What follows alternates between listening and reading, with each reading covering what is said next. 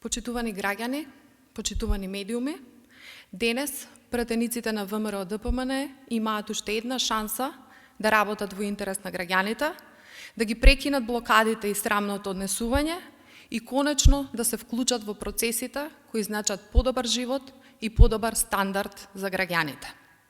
Пратениците на ВМРО ДПМН цела година го кочат предлог законот за наставници и стручни соработници, а вчера видовме и дека се подготвени да применат и физичко насилство за да се спречи усвојувањето на овие измени.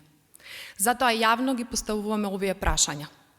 Дали пратениците на ВМРО ДПМН се против зголемување и континуиран раст на платите на наставниците и стручните соработници во основното и средното образование?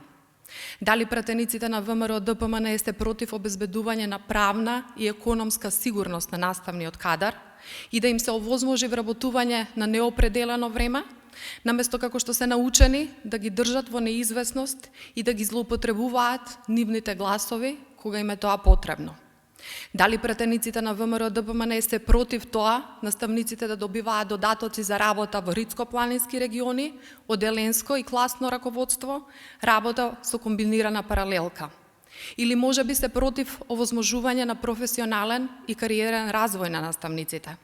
И последно, зошто им пречи на пратениците на ВМРО ДПМН можноста наставниците кои предаваат изборни предмети конечно да добијат можност за трајно вработување?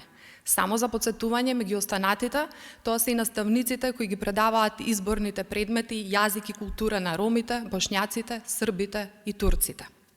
Срамното и дрското и безобразно однесување на пратениците од ВМРО ДПМН е на штета на наставниците, на штета на сите граѓани.